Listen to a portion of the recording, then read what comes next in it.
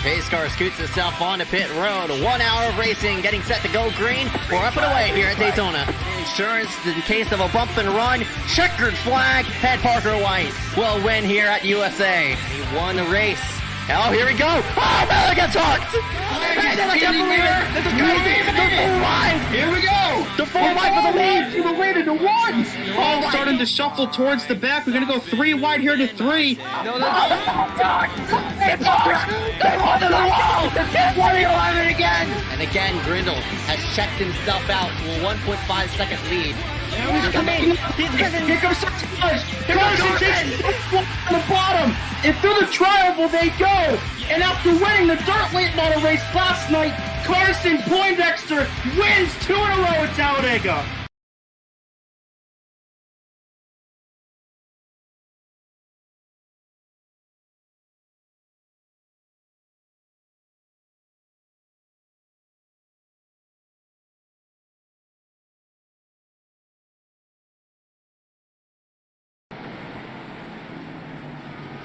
Welcome here live for the ACOG iRacing Bronze Series, race number 2 out of 15, going to take place here at the Iowa. Actually, no, race number 2 out of 10 here at Iowa. Excuse me, apologies for that correction. But here at Iowa, regardless, going to run 75 laps here around this short track oval. My name is Zeke Reyes. And I'm Dewey Schramm. Thank y'all for tuning back in after what was a wild and exciting Daytona week to kick off our season. And of course, everybody likes to run the plate races, but here today, we're going to find out who's really in it for the championship here today, as we'll jump right in and see where everybody sits in points, of course, after last week at Daytona.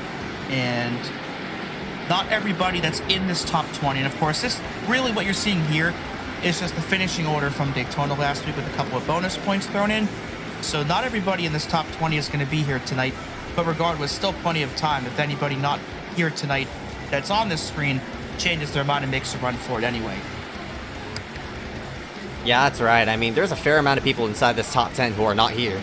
So, should be interesting to see on who's going to filter themselves through this first, I guess, regular season race. I mean, I would say, of course, Daytona was the first regular season race, but here tonight, definitely, in terms of running full the full season,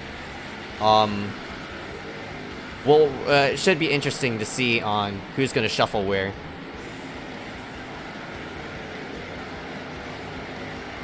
Yeah, it certainly should be interesting, as we only have a handful of minutes left here in the practice session. Or it's got about half an hour usually before all of our races begin.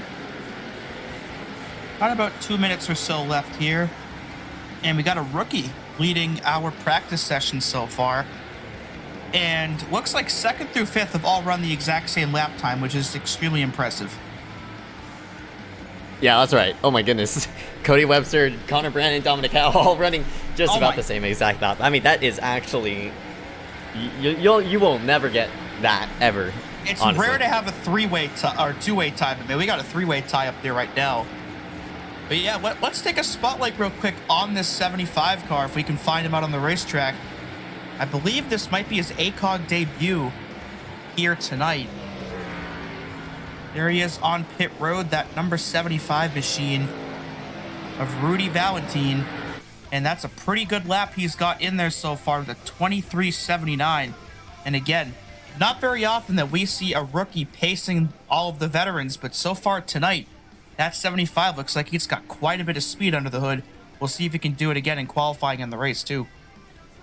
Yeah, we'll just have to see. I mean, has the iRating to show for it, 4,200 iRating, so that's a pretty stout. As soon as I say that, Parker White, of course, just took the top spot, but regardless, I mean, good showing for that number 75. Should be fun to see him. Should be fun to see him out on the racetrack and see what he could run. Yeah, and honestly, who else but Parker to take that top spot away? I mean, Parker White's obviously been one of the most talented and consistent drivers on the grid for quite some time now, so not surprising at all to see him up there towards the top of the speed chart.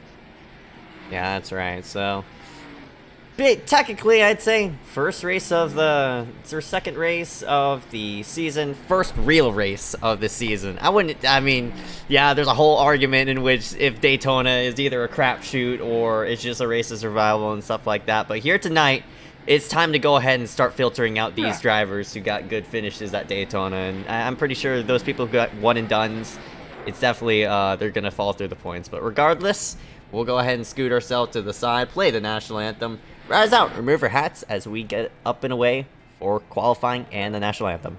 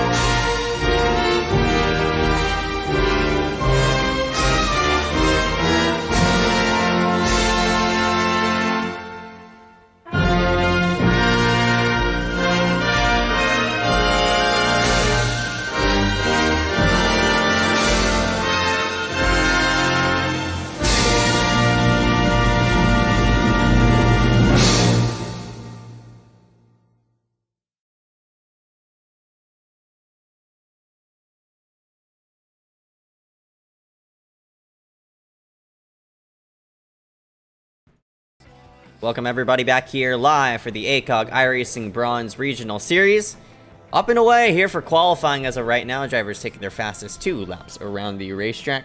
We'll go ahead and give a zoom up on some of those drivers out in the racetrack here in just a moment. But at the time being, well, we might as well go ahead and zoom up on the drivers because now times are starting to be logged in here on the left-hand side of the screen. Go ahead and swap it to the fastest times. And here, currently, man, that 75, we were just talking about him. He secures the top spot. Yeah, good start to qualifying again for Rudy Valentine. We'll see if that lap holds over the next 2 minutes and change. As Harry Grindle moves up to the second position and looks like he's going to spin it here on his second lap. But pretty solid first lap. We'll see if it holds towards that top 5. But Dylan Basin, just like that, jumps into that second spot. Good qualifying effort by that 70 of Grindle. Of course, failed to make the Daytona race after not qualifying, so he's showing his speed here at Iowa, though. And Scott Yost. 85, yeah, former series sponsor here in ACOG. Glad to see him back tonight. Here's Jason, the 27, had a couple of solid runs this past weekend, but had some late race incidents, so we'll see if he can rebound from those tonight. As there is Dylan. Saw him and Brody Gardner in 37, going to take his first glad to see of 2 laps, as Dylan will come around, and looks like his second lap is going to be a bit slower than his first one, but still good enough for P2 as they run right now. Gardner into the outside wall. Seems as though... Looks like turn 1 might be a bit of a trouble spot. Seen a couple of guys maybe overdrive it there and just lose it and end up into the wall. Yeah, usually in the ARCA car, opening laps with this machine is pretty loose, so hopefully the drivers could keep themselves at the bottom of the racetrack. We saw it during testing last week. So here yet again, of course, more drivers on the racetrack is definitely going to translate into more side-by-side racing out and more action itself. So should be interesting to see on who pushes that issue of pushing the car forward or who's going to save tires, because that's definitely going to be a talk of the day on who's gonna save how much, especially with only 2 extra tire sets here for tonight. Yeah, Iowa definitely one of the short tracks that has a higher amount of tire wear than a place like Bristol or Martinsville does, so it's something that these guys have to keep in mind as they run here tonight. Obviously, in terms of length, it's a short track, but it doesn't always drive like a short track necessarily. You get at least I get some intermediate vibes from this place. So it's a very unique track. It's kind of like Richmond in that sense, where you look at it and it looks like a short track, but sometimes it almost feels like an intermediate with the way you have to save tires and stuff like that. No doubt about it.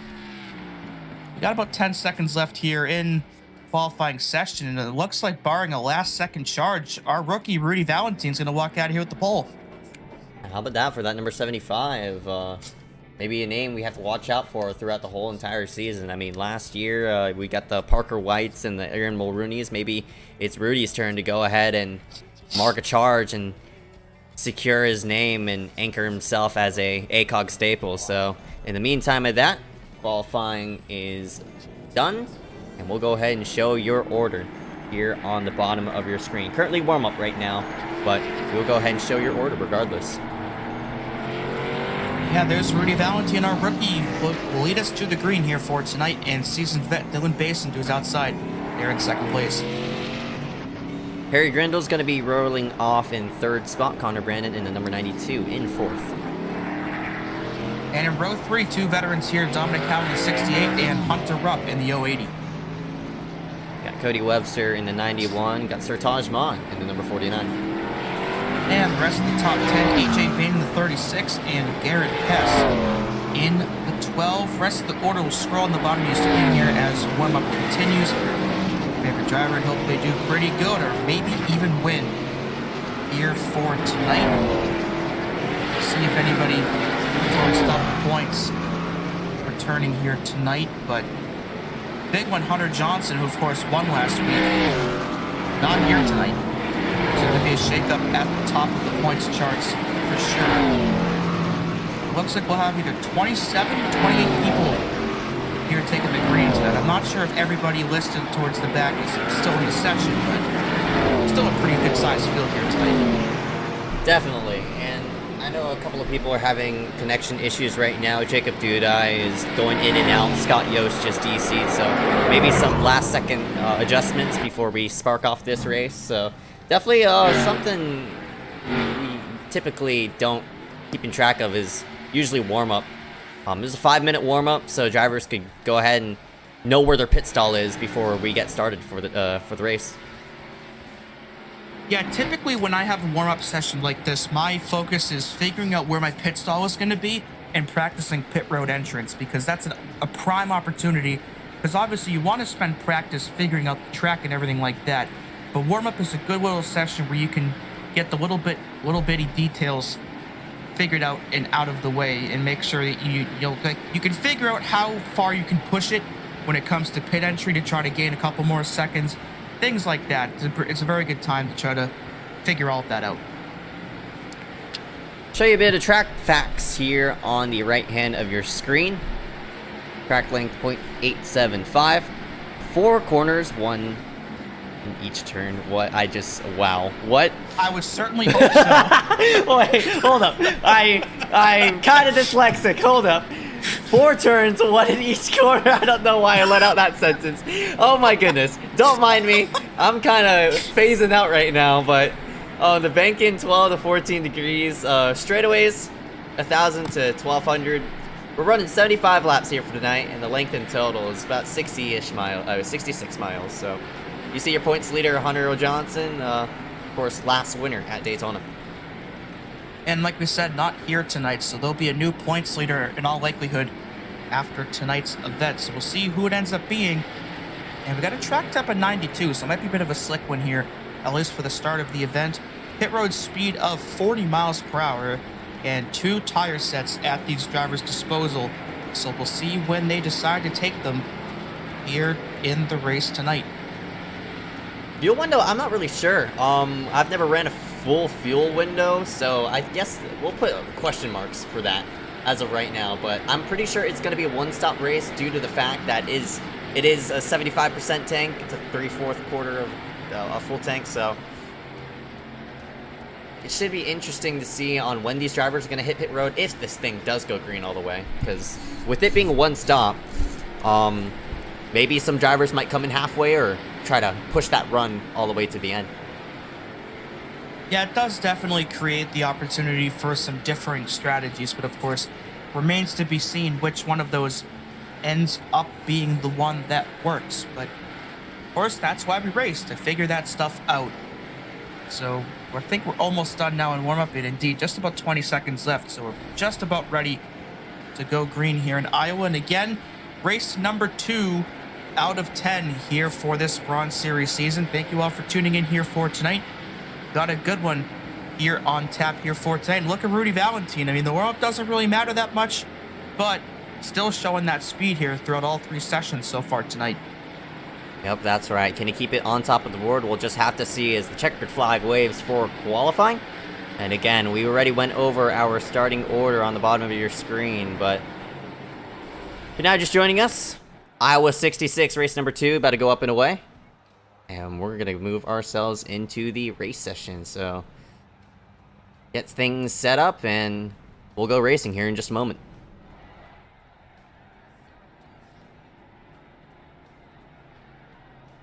And those anxious moments of waiting for everyone to grid up.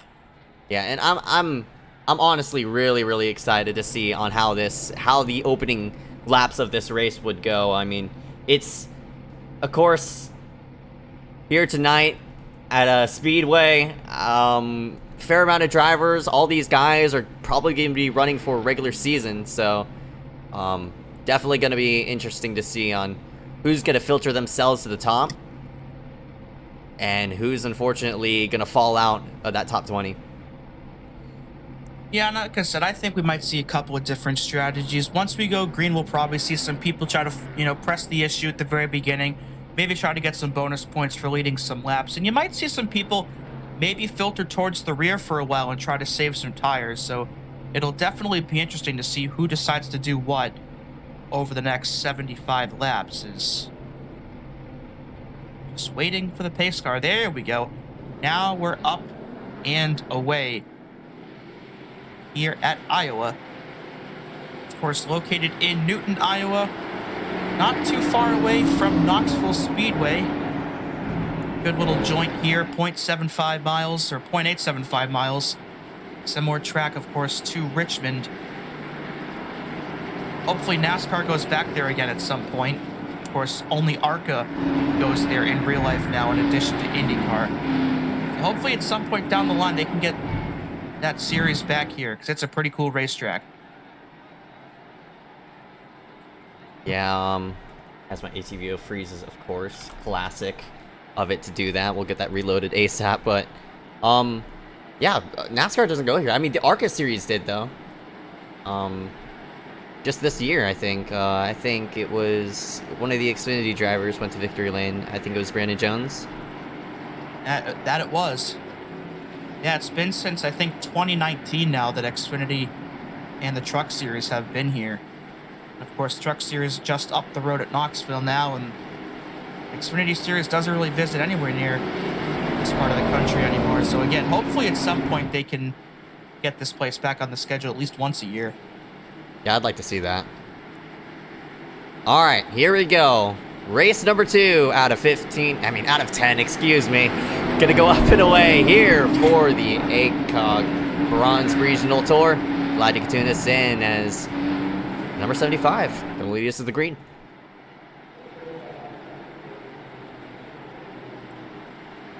Of course, that restart box is very important. Green. Some of these drivers don't know how to take advantage of it. We're gonna go green regardless. Up and away we go. They're 3 wide in the back, though.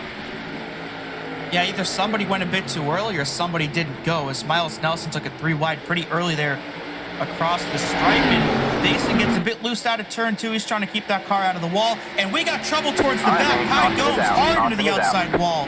Jace Nelson also involved in a quick yellow here on just the first lap of the race, and those 2 cars are pretty torn up.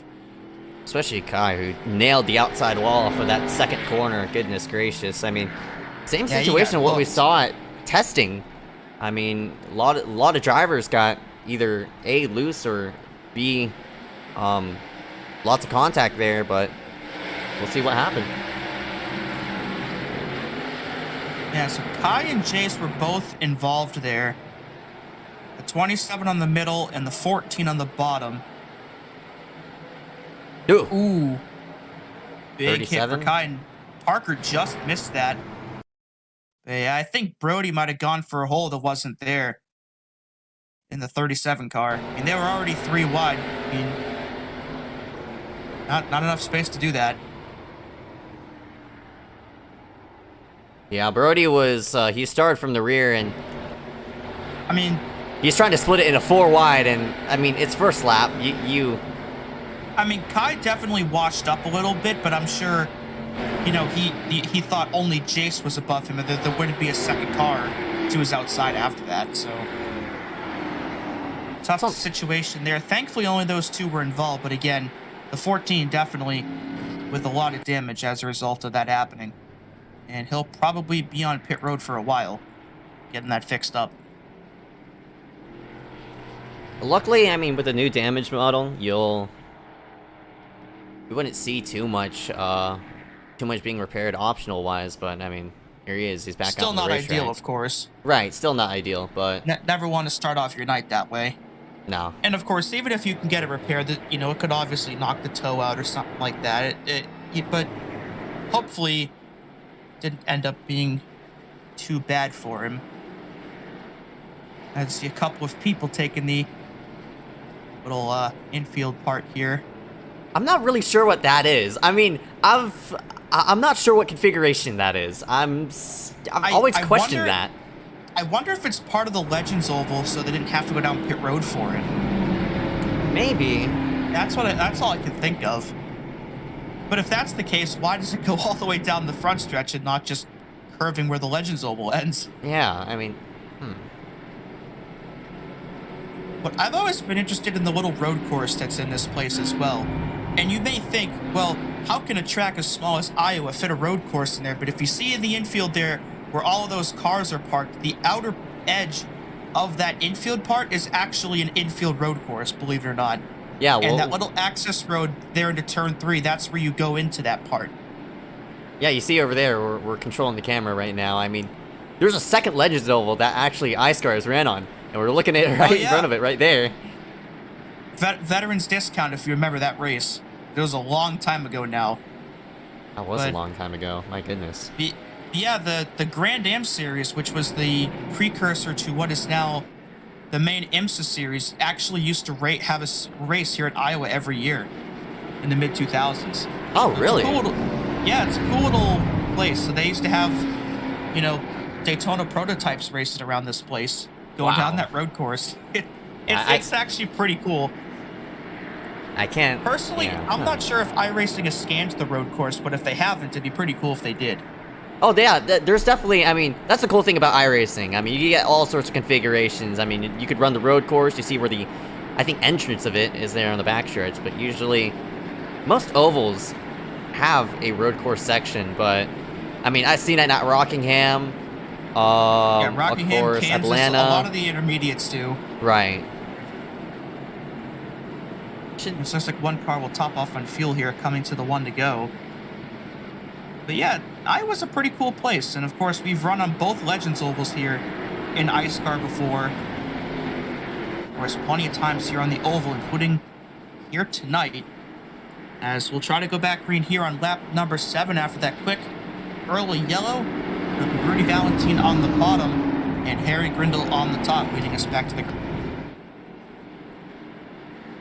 All right.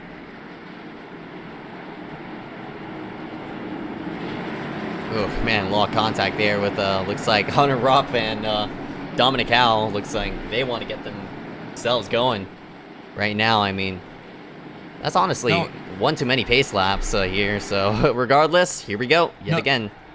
No rest for the wicked. As the pace car will get itself down on the pit road. Green flag. And we are back underway here at Iowa. And, man, Grindle did not get going at all there on the outside.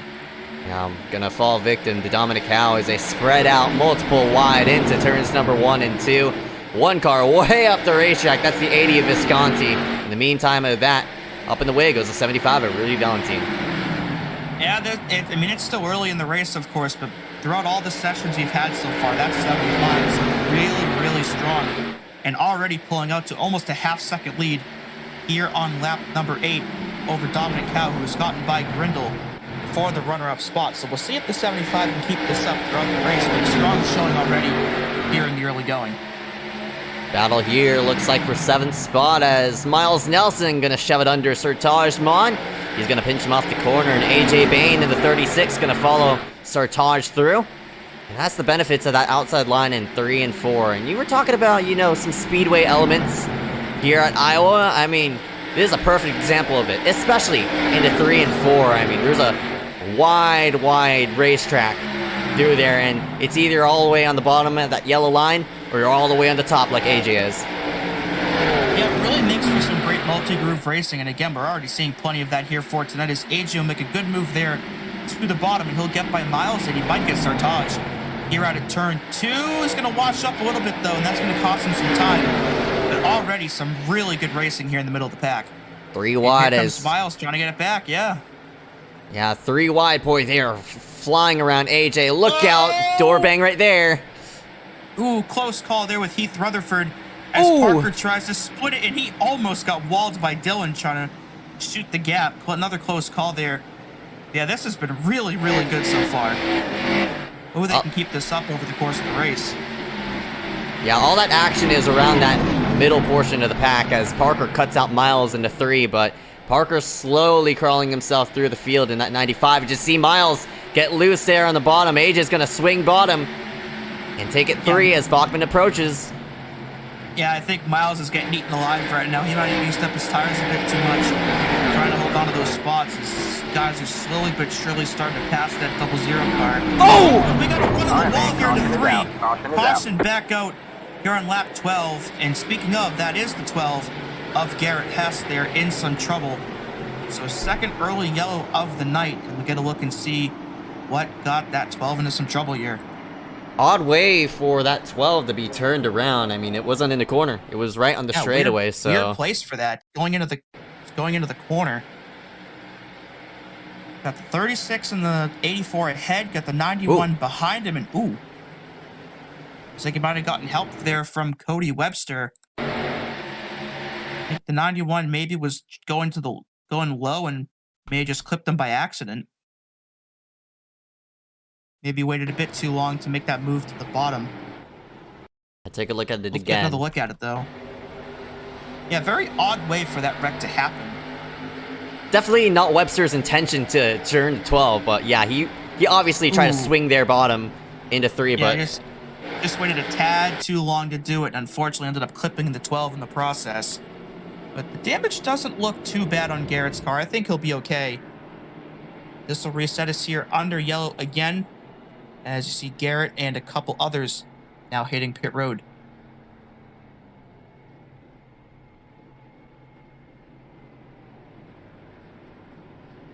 Gonna use up, unfortunately, one of his 2 tire sets, so Yeah, I don't want to use them this early on in the race. I might set you back. it's also gonna put them off cycle as well, so Yeah, not ideal there. And Bianchini just spin. oh, looks like he's getting on pit road, but yeah, I guess he is. Valentine in the lead regardless. Yeah, second fastest in practice. Won the pole, fastest in warm-up. And has led every lap so far tonight. About as good of a showing as you could possibly have so far in tonight's race, as we're about a 5th of the way through it now. But of course, still a lot of time left, so we'll see, again, if he can keep this up as the night goes on. You see the positions gained there on the left-hand side. Biggest mover currently. Actually, not Christian Visconti. We'll scroll all the way back to David Bachman. Up 15 spots of where he started. But Christian also moving through the field. He started all the way back in 22nd. Yeah, and Bachman starting all the way back in 27th, which I think was second to last tonight. So good job by both of those cars. And you see the biggest loser so far, Dylan Basin in that 11. He started this race on outside pole, but down to 10th place now. So hopefully he can try to recover from that. And Parker White, of course, started this race in 19th. I'm not sure if he qualified or not, but he now is up into 9th. Yeah, Parker and Dylan having a field day here. Just messing around with each other under cautions. Finally, we got the 1-to-go signal. Usually at Iowa, Pretty takes a quick while. ones, yeah. Honestly, compared to other short tracks, it takes a while to get back up and away. I'm not really sure why Iowa like has an extra caution lap, but I mean, whatever. But regardless, Hey, at least it feels quicker since it's a shorter racetrack. right? It's definitely quicker than Daytona. Silver lining. I mean, pacing at a track like Watkins Glen, or, you know, at Sonoma can feel like hell sometimes with how long those tracks are and what the pace speed is. But, you know, at least here they tend to tick by faster even when you're under yellow. As see, Webster is on pit road. I'm not sure if that was an EOL penalty or what the deal there is, but I don't think he's going to be able to catch up to the field before we go back green. Yeah, we'll see. Well, now he's working himself out, but he's going to be a bit of a lap factor into this lead. Green flag is out. Cars are diving in and out. Looks like Parker sneaks back in line, but up front, though, Rudy Valentine will lead them into 1. Yeah, an interesting line he just took there. You saw him start on the bottom and went all the way up to the top and tried to arc his corners. A very interesting move that looks like no one else has really done so far tonight. So we'll see if maybe somebody else sees that and decides to mimic it and see if they can improve their own standings here in the races. We're almost 4 wide here out of turn 4 as Miles and AJ, who were going at it before the yellow, right near each other again here on the restart. Ooh, AJ got tight, nearly washed right into Brody Gardner as Miles kind of sneaks his nose right to the bottom. Tries to get that going, but in the meantime of that, looks like that 20, I mean, not 27, but that 75. He has some company. Here comes the 68.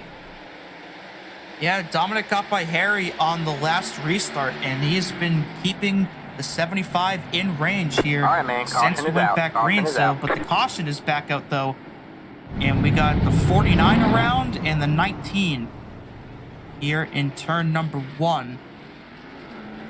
Sartaj Mon and Nick Miller, 2 cars there involved. So third caution here, and ooh. Somebody else got damage in that as well. I don't know what. It's like Sartaj threw a block. Ooh! That was a big hit. Tabor. Yikes. Yeah, he jacked Nick up there. We'll get another look at it, but I mean, did Sartaj block, or was this just an ill-timed move by Nick? I mean, I think Sartaj did. Ooh. That's a big hit. On wheels for both of them. Yeah, that's a lot of damage going to be there for Nick and the 78 at Tabor. Looks like it was Sartaj definitely the culprit of that. I mean, he was moving down. Nick made another move, but then Sartaj, they both collided, and unfortunately the 78 just nowhere to go. Oh, and the 17, did he save that? Or was that the 12? He got clipped by Sartaj. Oh no, it wasn't the 17, but Sartaj clipped somebody when he was spinning right there. Ooh.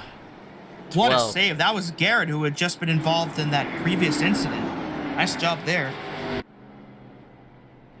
So 4-car incident here, as it turns out, and not 2. And of course, Tabor and Miller definitely getting the worst of that one. Man, I'm very surprised. Hess didn't get a 4X off of that. Or actually, did he? Yeah, he only got 2X off that. So,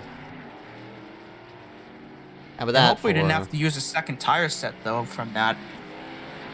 Right, it's the second incident he's been involved in. Yeah, you don't want to have to run out the rest of this race on the same tire set from here. I mean, we still got over 50 laps to go. It'll be a bit of a miserable time if you... Yeah, I'm not sure if iRacing has a system or not where if you can put scuffs back on the cars, but if they don't, it'd be kind of cool if they could do that at some point.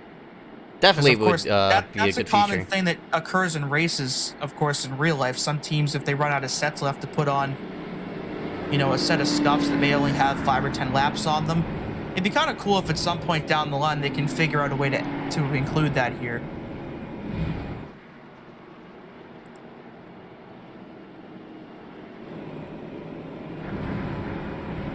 Yeah, hopefully, again, Garrett didn't have to use his second set. Because, again, especially at a high-wear track like Iowa, you really don't want to have to run out an entire race like that on the same set of tires. Not going to be a fun time. No, definitely not a fun time. Still, all these cars are on the lead lap, though.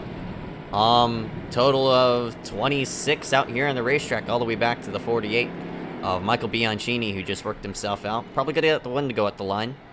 But how about that for all these drivers out in the field? I mean, new damage model, of course, definitely benefits. Yeah, I think every car that took the green flag, despite the damage we've seen, is still on the lead lap. So still a pretty competitive field, of course.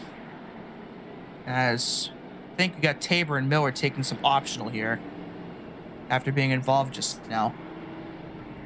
Yeah, you see that right front of Tabor's car. I'm surprised Tabor didn't receive a meatball flag off of that, but definitely a lot of right side damage, especially after going airborne. Yeah, Nick as well, but of course, I think Tabor's damage is going to be more detrimental to his performance than Nick's. And of course, the right front is about the last place on the car you want to end up having contact in. So he's probably going to take as much optional as he can here and hope to catch up to the tail end of the field, though I think they're about to come back around turn 4.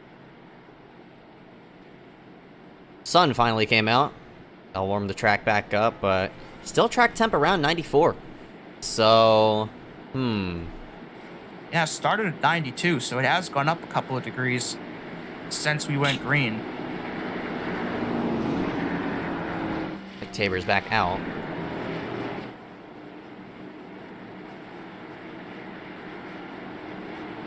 Alright, try it again. Yeah, Valentin again, who's led every lap so far tonight. The latest to the green again, and Dominic will be to his outside. And that 68 shown some speed here in the last handful of laps. Really the only person that's been able to challenge that 75 so far tonight. We'll see what he can do here on this restart. We'll just have to see about that as we work themselves through 3 and 4. Again, double file. Third or fourth caution in the night. Going to come to a close as the pace car scoots itself left. All eyes on the 75. Rudy Valentine will lead this thing to the green. Already swinging out 3 wide as Rupp did not get going. They're going 3, maybe 4 wide into 1. Oh, for a second, it looks like they might go 5, and oh my goodness, Bachman, I think, got into Rupp's quarter panel there with the 080. Able to save it, and we saw Rudy do the arc there in the turn 1 again like he did on the previous restart, so it looks like that's working out pretty well for him, as looks like AJ might have tagged the wall into 3, and Cody launches up into him, and that's going to cause another caution as Lewis Galvin spins down to the inside as well. 36 and the 91, both with a lot of damage there, and we had seen AJ get into the wall going into turn 3, and as soon as they came off the wall, the 91 was right there. Yikes. Yeah, AJ, he went too high into 3 and 4, and I think as he tried to rip himself off the wall, I think he got into Webster. I mean, he had really no room to come off the wall at all. I mean, I think Cody came up a little bit, though, too. Yeah, that's definitely interesting. Ooh, and Galvin got run into there, and there was another car that hit AJ as well. I couldn't tell what number. Was that Garrett again? Yeah, we see AJ here. He gets off the wall, and Cody definitely comes up there, yeah. Or I think, yeah, that is Garrett again. Third incident of the night already for the 12. I think it was more of AJ came down. We'll have to, I mean, take a look at it again. It's hard to tell because the lane markings don't go that high on the track. Oh, you see Webster get there loose. I mean, but AJ's trying to come off the wall. I think that was more of a racing deal rather than a... Yeah, I think one came down, one came up in that deal. But, you know, a tough situation for AJ because, of course, he doesn't want to hit the wall again. He's trying to go a bit further down the hill. But, you know, of course, he's got to know the 91's there and could potentially come back up. Yeah, I mean, AJ did get off the wall, so... Yeah, I wouldn't pin the blame on Webster for coming up, but I wouldn't pin the blame on AJ for ripping himself off the wall like that, so I'd call that a racing deal. Yeah, and tough break there for Garrett. I mean, that's already the third incident of the night for him, and it's only lap 27. And Lewis Galvin got run into by, I couldn't tell the number on the car, but I think Lewis might be okay. Yeah, definitely a lot of damage now for AJ and Cody. So I think this is already either the fourth yellow of the night, so yeah. So more caution laps than green ones so far. Hopefully we can change that here pretty soon. But I'm sure Rudy doesn't mind that much. Makes it easier for him to keep his lead.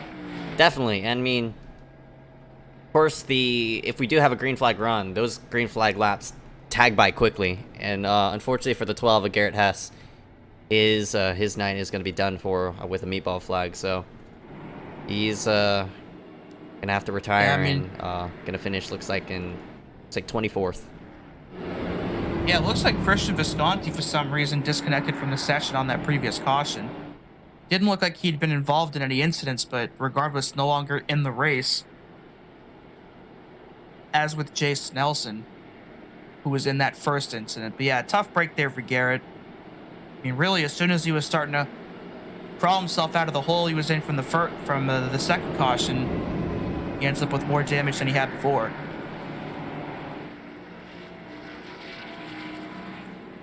As there's AJ coming off pit road, taking optional. So we're about 8 or 9 laps short of halfway. So even though we've had 4 cautions, this race has still gone by pretty fast so far. It's been slow in terms of how many laps the pace car has led so far. It means, yeah, as of right now, the pace car is getting the bonus point for laps led, but I mean, we're still ticking them off pretty decently fast despite all the caution laps. As we should get the 1 to go this time. And it'll be Valentine and Hal leading us back to the green, just like with the last 2 restarts. And I think there might be a disagreement on who caused the caution 2 restarts ago there with Sartaj and Nick. Sure, those two may not be too thrilled with each other about how that transpired.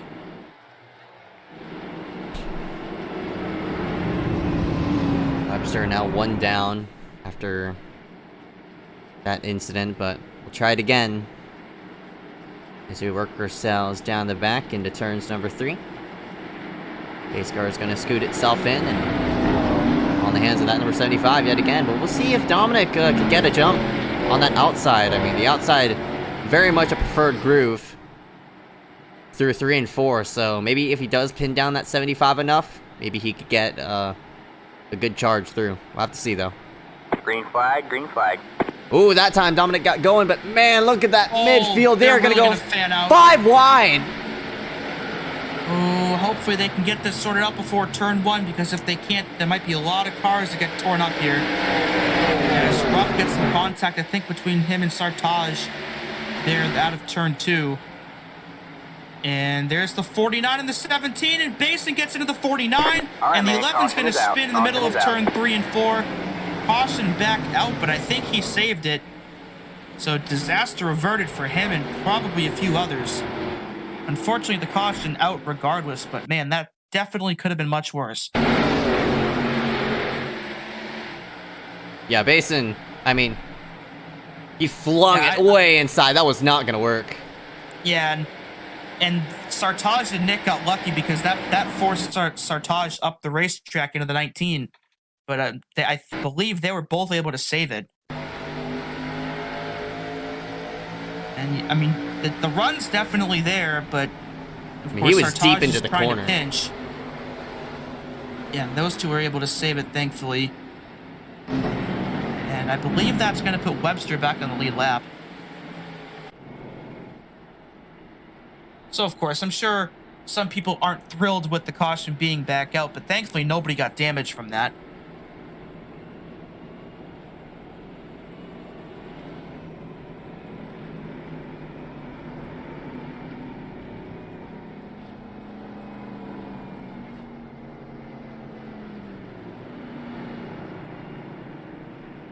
I mean, it's been caution-filled for the time being. I mean, drivers in the back are just trying to get around slower traffic. And me oh my, it's kind of picking up off where we left off Sunday, but I mean, in a more organized fashion, I guess we could say. It's definitely more plausible to see on what kind of incidents we're seeing here.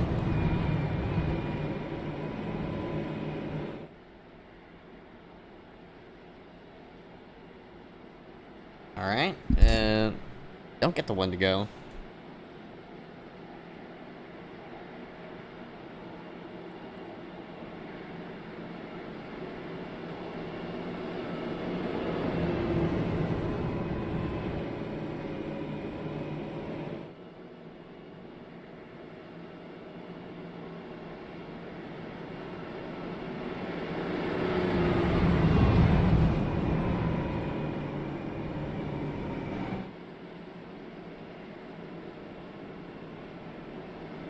Admins will now start to shorten out cautions, so we'll get some more green flag racing in.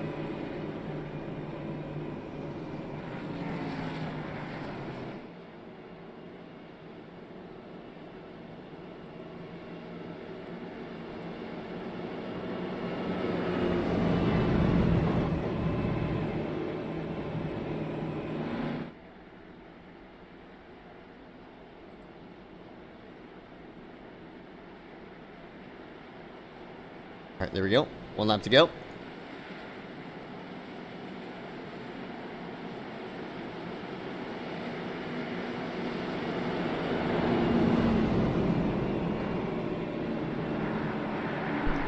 Rudy Valentine lead the field to the green. Yeah, still the star of the show. Again, second fastest in practice, won the pole, fastest in warm-up, and has led all 34 laps completed so far. And we're only a few laps short of halfway, so if he can lead this thing for maybe another 4 or 5 laps, he'll pick up the bonus point for most laps led as well tonight. So if he wants to turn this into a full season championship run, despite not racing last week at Daytona, pretty good way to do it here tonight to start things off.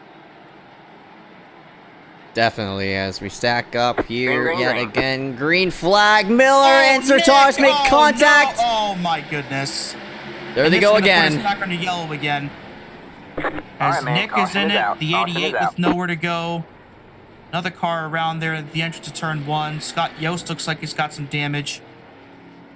Somebody didn't go, and Nick ended up right in the side of Sertage there. And if Sertage wasn't already happy with Nick, I'm sure he's going to be even more unhappy with him now. Ugh, 14. Oh, and Kai gets hooked, I think, by Scott there. But yeah, I don't know what happened. Somebody, I don't think, went. They were a bit disconnected back here. But Nick definitely got a bigger jump than the cars ahead of him did. And he just shot the gap and couldn't hold on to it. Tabor involved again. And Sertage gets run into head-on. I think that was Dane Cruz in the 86 that got into him there. Yeah, I don't know. I'm not sure what the end goal here was. Because that just was not going to work. And nothing Kai or Scott could do as he got clipped by Tabor. Yeah, they stacked up here. And I think Nick saw an opening in between Cole, and there's just no room for that. No way. And off a restart too, my goodness. Yeah, and like I said, if Sertage wasn't already happy with Nick, I'm sure that continues now. And nothing that Dane or Scott or Kai could do at the end of that either. So with this yellow coming out, once Rudy completes this lap, if we don't have a green-white checkered, he'll clinch the most laps led here this time by. So that'll be a bonus point for him, in addition to the pole and just leading 1 lap. So again, even though he didn't show up at Daytona last week, it's a really solid point showing here for tonight. And if he can finish up there, he'll probably appear on the top 20 board come next week.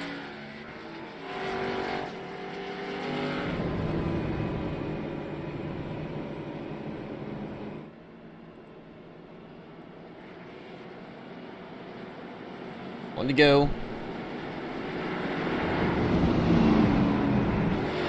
Gets themselves doubled up.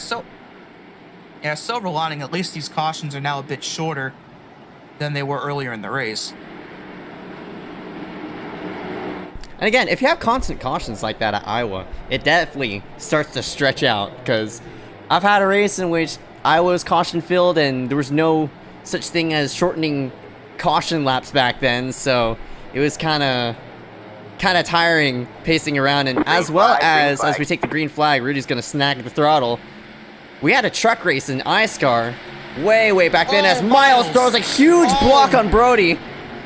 Oh, I'm sure Brody's not going to appreciate that very much, but thankfully they didn't wreck as a result of it. As Cole barely clears AJ there out of turn 2. Yeah, very interesting choice to block there by Miles on Brody. Thankfully it didn't result in any incident, but boy, it definitely could have. Oh, he's still blocking, and Miles, that time he's not going to throw it into one. Time. But boy, he sent Brody it! sent it! Oh, and he got turned! And he gets T-bones there by the 7, and the caution is out again, and that car is destroyed. Yeah, no front end now. Oh, man. Definitely didn't like what he did earlier, but, I mean, he just paid the price trying to retaliate. Yeah, I think Brody definitely sent it into that corner to let Miles know he wasn't too thrilled about the block, but unfortunately, he ended up destroying his race car doing that. And there's the 7. Nothing he could do, just T-bones him right in the passenger door. And that's probably going to be the end of the night there for Brody. I mean, there's just nothing left at the front end of that car.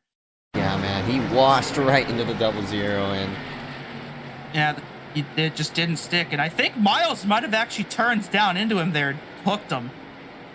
I think Brody actually got it to stick, but we'll have to get another angle of that, because I think the 00 might have come down the hill a little bit and turned to that 37 car. We'll have to see, though. Maybe a helicopter shot. I mean, well, yeah. Ooh, yeah. He did turn down, but I mean, Brody sent it into the corner. And I mean, obviously, if I'm Brody, I wouldn't have appreciated the block that much either. But I don't know if maybe sending it like that would have been, my next course of action to say, hey, I didn't appreciate that. Maybe perhaps a tap under the next yellow or something like that, or maybe just a message in the chat like, hey man, don't do that again. But well, that's how those things happen sometimes. And unfortunately, Brody definitely got the worst end of that exchange and ends up with no front end as a result. So now this is interesting because the leaders obviously I don't think have pit yet tonight. But I don't think even if we continue this trend of yellows that they're going to be able to make it to the end. So I do wonder that's when maybe these top 5 guys are going to actually make their way down pit road. I mean, with the amount of cautions we've had, it's definitely something to keep note of. Just take the 1 to go this time by, but if this thing does go green, we're looking at we're passing halfway right now, so I think they're going to be able to make it to the end without having to pit. But might be close. It might be close, it might not be, but we'll just have to see. But if this thing does go green, I mean, those people who pitted from all those cautions and such, just laying themselves back, that's if, of course. Yeah, they might be in a better spot, though, if these top guys do have to come down at some point. We'll just have to see. Definitely something we'll have to keep in mind as we progress with the race. As the pace car is in. 75 has led all laps. Can he close it out up top? Yeah, hopefully we can get a bit of a green run in here, as we've had quite the string of yellows over the last 15 or so laps. As we're going to go briefly 3 wide here. That's the 3rd. Connor on the bottom, Parker in the middle, Dylan on the top. And it'll be Connor getting the best of that, but Parker's doing a nice job trying to make that outside line work, and he might pull even now at the 92 here out of turn 4. Oh no! And that's Heath Rutherford and Cole Woody making contact, and that puts the 98 into the outside wall. So that's going to cost him some positions here, but keeps it going straight. But not ideal, of course, for that 98 machine. Well, that was more than just a few positions. That was like at least half the field just blew by him on the inside after that contact. In the meantime, at that, look out. Miles and Sertage and Miller all in the cluster right there off of 4 as Harry sneaks up on this battle. They are all over each other here, looks like for 10th. Yeah, and I'm expecting that Miller and Sertage are not going to cut each other any breaks for the rest of this race. As again, I'm sure those two are not happy with the 2 incidents they've been involved in together tonight. So this will be an interesting battle to watch here as the rest of this race goes on. But 28 to go here at Iowa. So despite the amount of yellows, we are more than halfway through the event. As there's Brody coming off of pit road multiple laps down. Oh, AJ! Around he goes! Squeezed. All right, man. And there's the yellow again. And Hunter Rupp gets drilled into turn 3, and this isn't done yet. There goes Miles and Brody. I don't know if that was retaliatory or if it was a coincidence, but...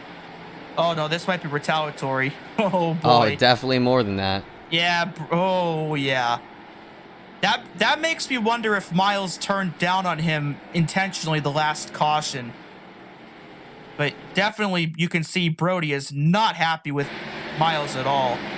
And I think he came back out on track with as a man on a mission here. Oh, well, they kind of collided and... I mean, I don't know what the deal here. We're going to look at the initial contact. I think AJ just came up on Cole there, and Miles clobbered Hunter after that. Oh. Yeah, AJ just washed up into Cole there. Oh. More like Cole stuck his nose where he wasn't clear, I mean. Yeah, and Hunter lost it here trying to miss AJ, and Miles clobbers him. And that might be on Sertage more than it is on Brody. But then Brody sees who he's pushing. Yeah.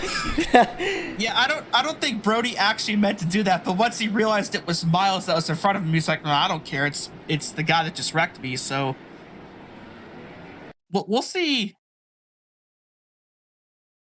Yeah, I'm more interested in seeing who really the culprit was.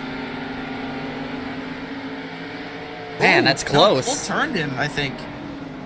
It's more like Cole stuck his nose in there where it couldn't. I mean, AJ was already loose off the corner, and Cole was a full head of steam, but didn't really lift off of that and ended up turning to 38. I mean, I get wanting to, find an opening to pass, but sometimes you got to know what works and what isn't going to work. But yeah, again, I don't think Brody actually meant to turn Miles there, but once he was in the wreck and realized it was Miles ahead of him, he was like, well, I don't really care now, but quite the interesting chain of events there. As our leaders, I believe, have hit pit road. Rudy has come down, Dominic has come down, Heath Rutherford, who had hit the wall before that yellow, he's on pit road. So this is going to put Harry in the lead, and Sertage, who was just involved in that incident, stays out, and he'll restart on the outside of the first row.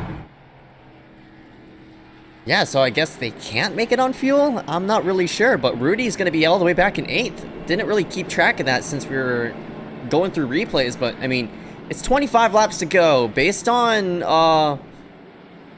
what we've seen so far, this is going to be a caution fest, so I'm not really sure why Rudy decided to go on to pit road for tires.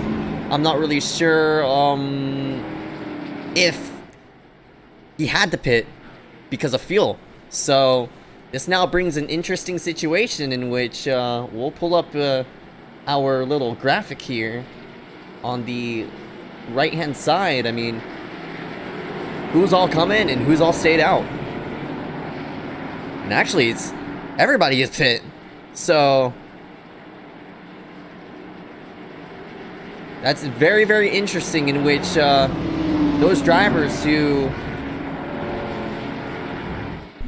basically, I mean, were not a part of anything up front are now in the midst of a big battle are going to be just about in a hornet's nest. Here we go. So I'm definitely interested to see on how Rudy can translate his pace through the traffic. But up Green front, though, flag, it's green Harry flag. leading them to the green. Boy, you got a good restart. Oh, and Sartaj did not, and he almost chopped Webster there. As Sartaj may have been a Subaru sandwich here into turn 1 if Tabor could keep that outside line going, but...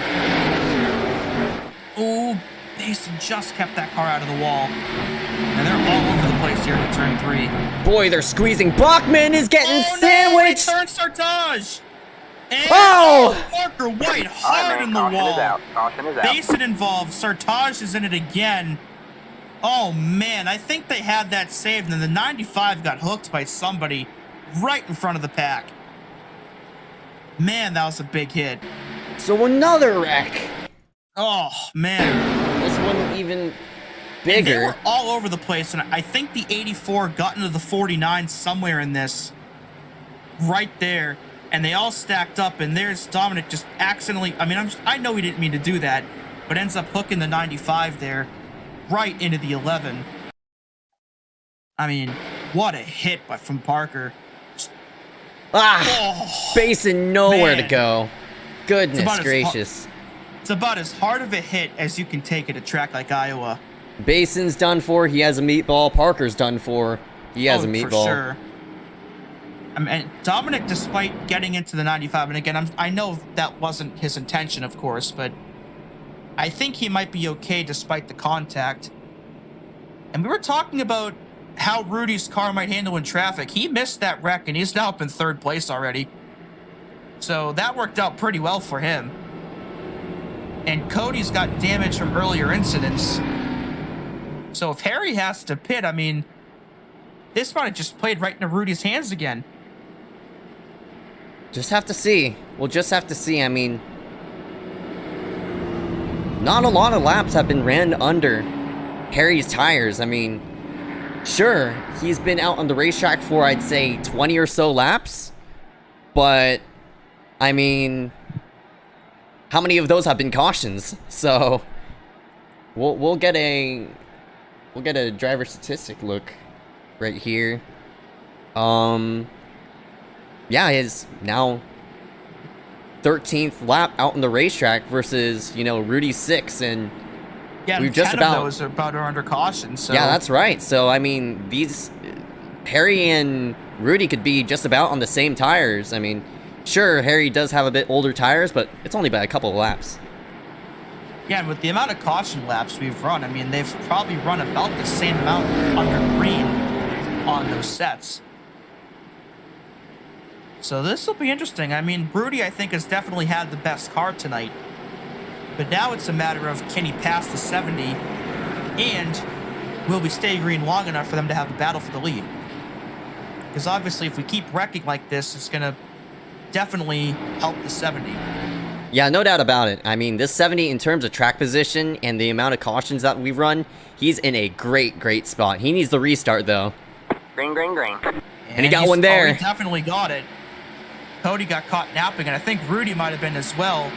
And Connor Brandon's going to try to take advantage of some of these guys that were napping here and gain some spots up top. But Rudy's up into 2nd place, though. He's gotten by Cody. And Dominic might try to get 3rd here as well. And Connor might follow him through for 4th. So, yeah, the damage on Cody's car is definitely hampering him here, as he's going to get freight trained up on the top. Oh, and Dominic goes around. All right, man, No! caution is out. And the Caution is out. caution's back out again. Oh, no. That was such light contact, too. Goodness gracious, but around I it think goes. I mean, Dominic definitely washed up ahead of him, but Cody, you can tell, definitely did not cut him a break there at all. And get another look at it. I mean, he was clear.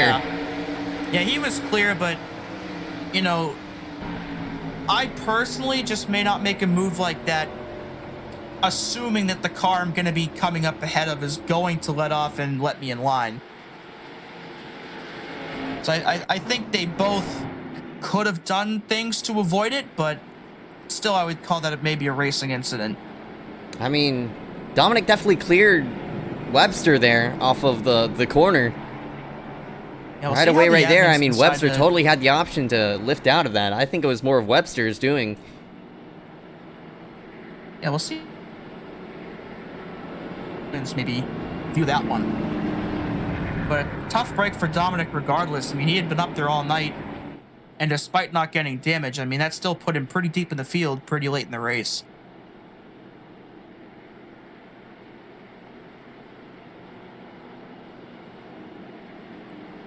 Or Hal gonna, well, on Yeah, pit might as well road. throw a tire set on while you're at it. If he's got one left.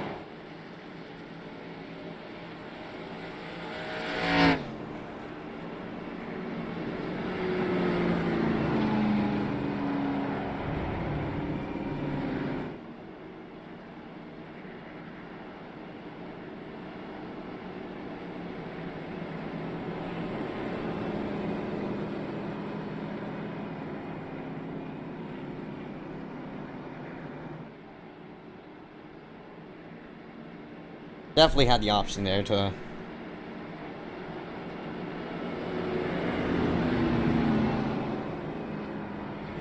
there for left. And oh my gosh!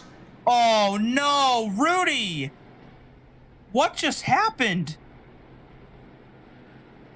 What? Holy crap. Well, What was that? The dominant car of the day just turned, or got turned by the 91. We'll have to get a look at this real quick as they're not going to extend the caution. See if we can replay that really quickly, but what happened? boy, he just straight up drilled him. And I don't know why. I mean, Rudy didn't do anything. What was he doing? Rudy had nothing to do with that. He just turned him just cause. I don't understand.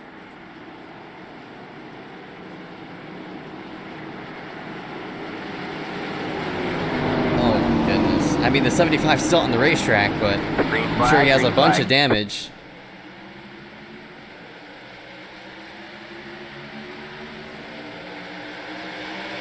Green flag is out, and we'll see what kind of damage Rudy has. That's just so confusing. I mean, Rudy and Cody, I don't think ever made contact. I don't know what would make him do that. I mean, he's still running for the lead, so it's not like it affected him any bit. Oh, but a caution comes out, of course. And the Hunter Up is one of those with damage, and that is a heavily damaged race car, whoever it is. Dominic again, who had just gotten turned by Cody for the previous caution. Dominic has a bunch of damage. So Dominic's night was really, really good, and it just ended. Oh, the man. same thing that happened to Parker. Oh. I think he might have accidentally tagged Hunter going in there.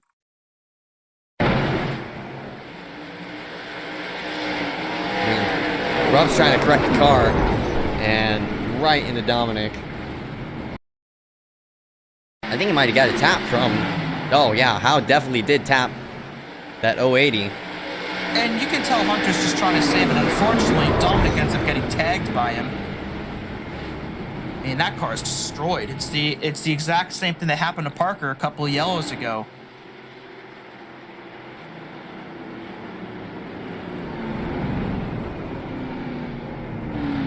So, Harry essentially gets saved because Rudy was all over him off the drop of the green. And I'm surprised Rudy doesn't have a lot of damage at the moment because he was definitely running down that 70.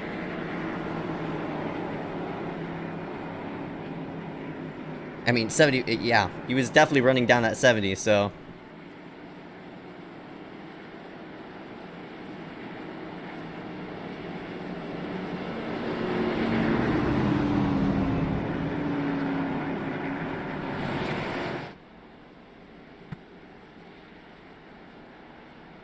Another caution. So we'll take the green with 10 laps to go.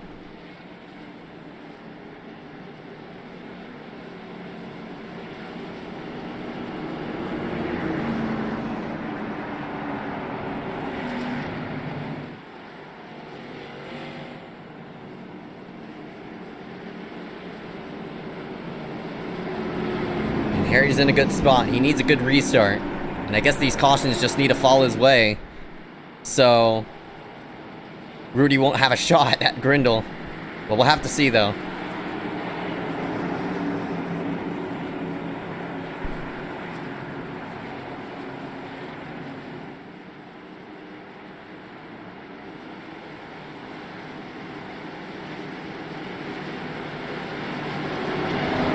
Lights are off. And to go at the line. Green, green, green.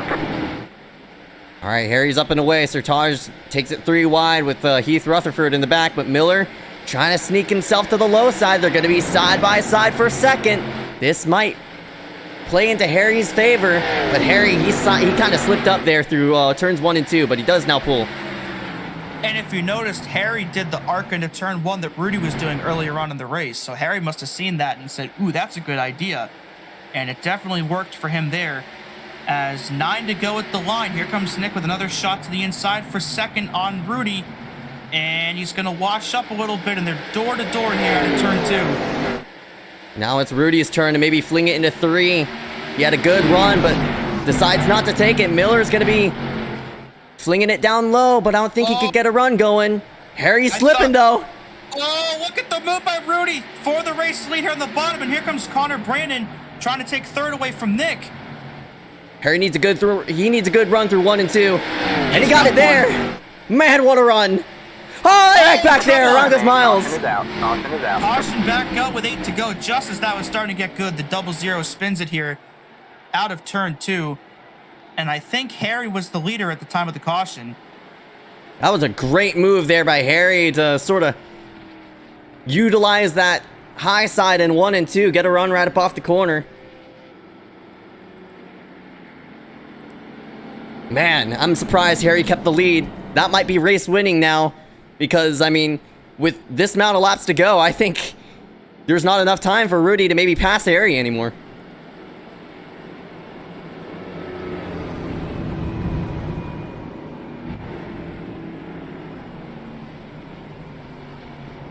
Gotta look at the wreck. This one involving the 0-0 of Miles Nelson. Miles might seem upset at somebody. Uh-oh. Well.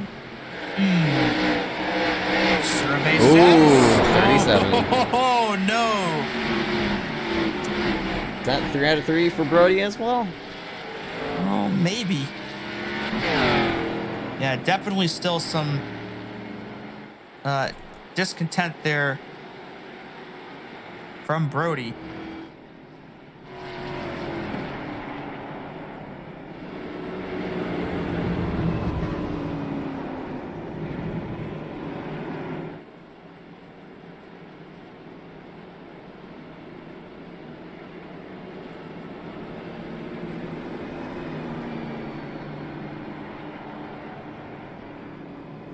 $16 cars on the lead lap. Miles, unfortunately, will not get the lucky dog because of that. I don't think Miles is very pleased about that 37 either. Yeah, this might be a rivalry to watch here over the next couple of weeks, because now these two have been going at it for quite some time.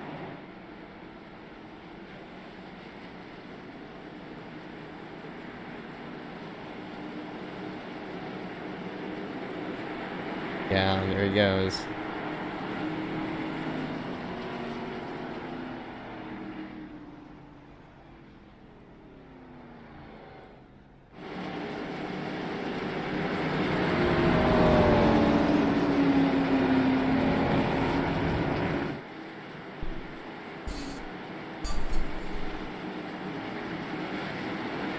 Here we go.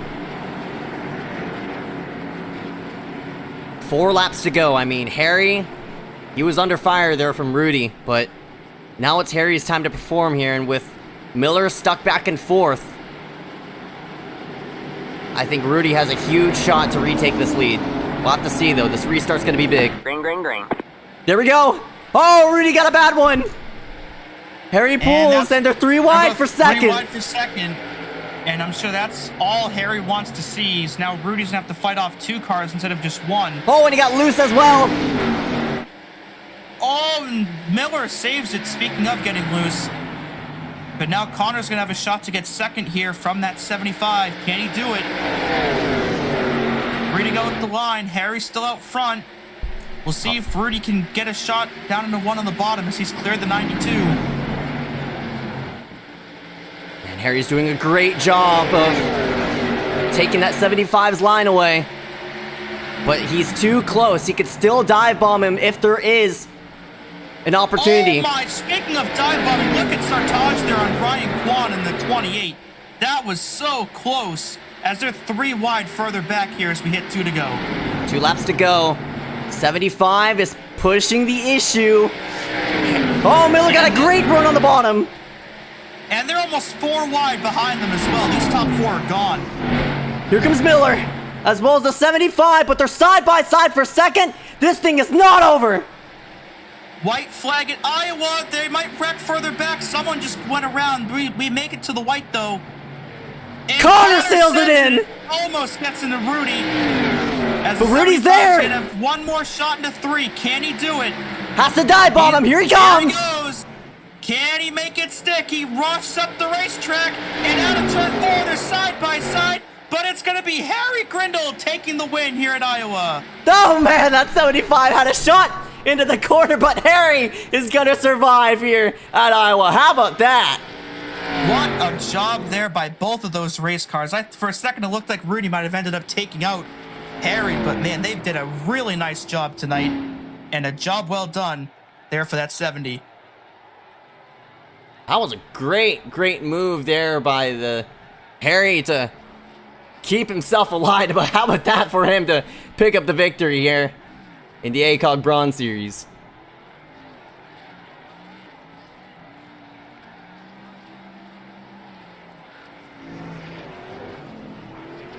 And I mean, those cautions just played to his favor, and it all came down at the end. Track position.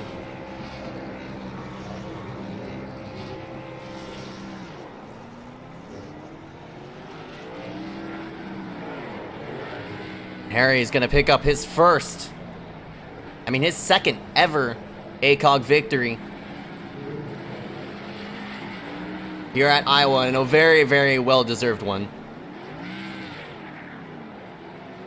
This boy, he held off a hard-charging 75.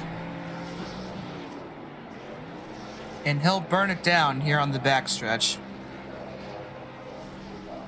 Full race results here after 75 laps. Harry Grindle, your winner here for tonight. Rudy Valentine, the dominant car of the night, comes up just short there in second. Nick Miller, Connor Brennan, and Ryan Kwan, good run for that 28. Round out your top 5. Sartaj Mon, AJ Bain, Cole Woody, Dane Cruz, and Heath Rutherford round out your top 10. Bianchini, Gomes, Yost, Basin, and Tabor, as well as Bachman, round out everybody on the lead lap. Got Miles Nelson, Dominic Howe, Hunter Rupp, and Cody Webster, rounding out the top 20. And the last couple cars on the grid, Parker White, Jace Nelson, Louis Galvin, Garrett Hess, Christian Visconti, round out your top 25. Brody was in the session, but it looks like he got his scoring invalidated. And then Jacob Dudai and Chase Gibbons did not start the event here tonight. What a victory for that number 70. He's going to park it right between a couple of go cars. Celebrate with the fans in the infield. Yeah, how There about you go. that? And he's in with the fans. We will be right back right after this Bronze Series post-race coverage presented to you here by Maxspeedtv. Coming up next.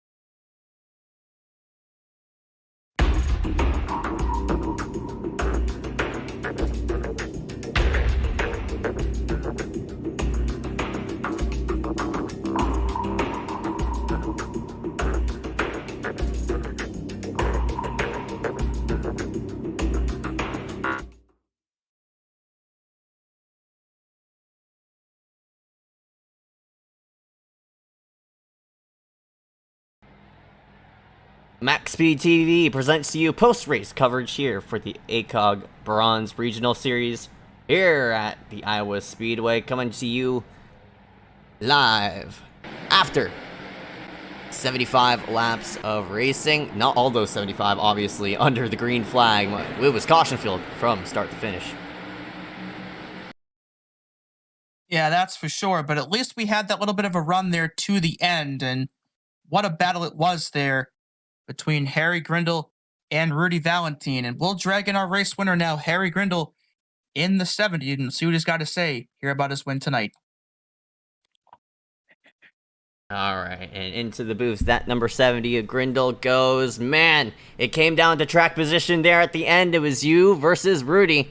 They're off of that final restart, but luckily that number 70 puts it in victory lane. Congratulations, Harry. First thoughts? I can hardly believe I just did that. I didn't think I had the tires for it. Yeah. I mean, I was in VC with a friend, and I was saying to them, I'd take my tires at about lap 40 and see where I end up. And I was planning to take another set at like 55, 60, but we were just having a caution fest. So I thought, you know what, I'll stay out here because I got the lead. And then sure enough, that put me in position. In that final couple of restarts, I was just protecting the outside with my life because I knew if I got put on the bottom, it'd be over. And somehow I managed to survive. And that was one hell of a charge by Rudy at the end. That was a good run with him. Definitely. It was like a 3-4 lap sprint between you and Rudy there. Rudy made a charge there on the inside in a 3 and 4, but unfortunately for him, it wasn't enough. And that number 70 picks up win number 2 here in ACOG. Congratulations, man. I mean, of course it was caution field. How'd you keep yourself out of those wrecks? I mean, I was up front for most of it. I managed to qualify third. I did not see that coming. So I was ahead of most of the crashes. Around lap 40, like I said, I took tires and I just sort of ducked, weaved, managed to get through that pileup going into turn 3 there, and then that just sort of put me right back at the front again. So I don't know, it's just making use of those fresh tires. Then everybody came down, and then that just gave me the track position I needed to just stick it out on the front to the end. Definitely. You mentioned about track position played a key role into your win here tonight. Congratulations for your second ever ACOG victory here at the Iowa Speedway. But before we let you go, any sponsor you want to thank here for tonight? Obviously, big ups Team Kamikaze. We're trying to make a sort of a more unified effort in iRacing, especially with ovals. I've got a teammate who should be sort of debuting in a couple of weeks who's going to try and run it with me. So huge shout out to Team Kamikaze. Our sponsors and backers, primarily Soyo. If any Assetto Corsa people will know that name from Shutoko Revival Project. He's a close associate of our teams. Big ups to him, and big ups to Centered Hosting, our paid sponsor. Huge big ups to Kamikaze and everybody who helps us and makes all this happen. All right, bud. 10-4. That number 70 parks it in victory lane there with the fans as well. Well, we'll go ahead and see you come to your next race, man. Congratulations on the win. Yeah, see you next one. And that was the number 70 of Grindle. And we'll drag in the number... looks like... third place. I mean, second place not even here, but third place of Miller is present. We'll go ahead and drag him in. Miller! Boy, it was caution filled there from start to finish, but luckily for you, you gained that track position to put yourself there in that end, but you were not really a part of that front battle. What lost you that restart? Just the lack of grip up on the top.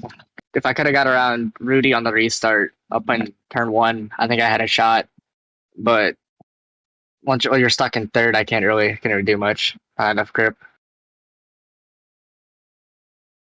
He slipped up there on that final run, but luckily a third place to close out here at Iowa. You didn't start at Daytona, though, so in terms of points and your standings here, how are you, gonna fare out here for these next few weeks? I don't know. I usually just run either if I'm open or I'll just run the races that I like the car and track combo. So Kansas being next week, I'll probably show up to that. I don't know about Phoenix. Just kind of part-time type of schedule. All right, bud. 10-4. Nick Miller rounds himself out third. But before we let you go, any sponsors you want to thank here for tonight? I guess the team working for round 2 to pro. That's about it, because I don't go and get sponsors like every other person does nowadays. All right, bud. 10-4. Nick Miller rounds himself out third. We'll go ahead and see your next race, man. Yep, thank you. That was Nick Miller in the number 19. That'll be it here for tonight. I mean, it was a long race in terms of the amount of cautions we had, but in the end, we crowned our victor, and that's the number 70 of Grindle.